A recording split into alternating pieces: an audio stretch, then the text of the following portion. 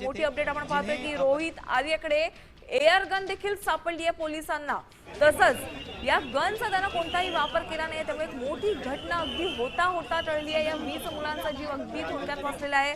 तसंच या रोहित आर्यचं एक YouTube चॅनल देखील होतं आणि या YouTube चॅनलच्या माध्यमातून तो अनेक व्हिडिओज टाकत होता आणि या व्हिडिओज पाहून या मुलांनी त्या ठिकाणी ऑडिशनला जाण्याचा निर्णय घेतलेला आहे। त्यामुळे पालकांसाठी एक मोठी सूचना आहे, पालकांसाठी एक अलर्ट करणारी एक महत्त्वाची बातमी आपण पाहतोय। मुंबईतल्या पवईमध्ये एक मोठा थरार घडलेला आहे। रोहितच्या अटकेचा थरार आपण पाहिला, त्याला अटक करण्यात आलेली आहे। अत्यंत शिताफीनं पोलिसांनी त्याला ताब्यात घेतलेला आहे। राज स्टुडिओच्या बाथरूम मधून शिरून पोलिसांनी त्या व्यक्तीला, त्या मनोरुग्णाला ताब्यात घेतलेला आहे आणि या 20 मुलांची सुटका केली आहे। तर आपण पाहतोय की एक अत्यंत महत्त्वाची घटना पवईमध्ये घडलेली आहे।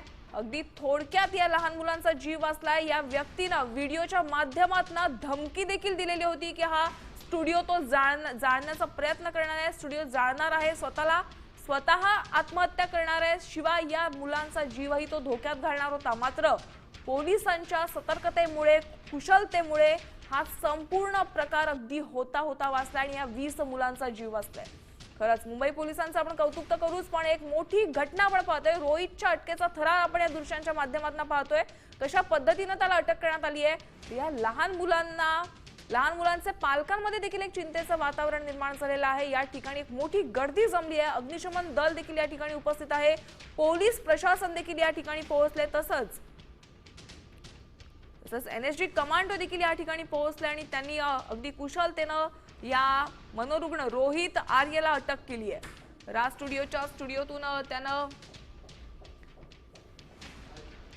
स्टुडिओच्या बाथरूम मधून पोलिसांनी आत शिरून या संपूर्ण प्रकरणावर नियंत्रण आणलंय।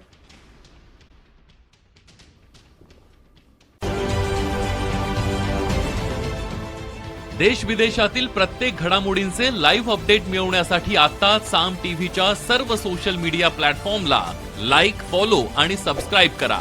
तसंच सर्व नोटिफिकेशनसाठी बेल आयकॉन प्रेस करायला विसरू नका।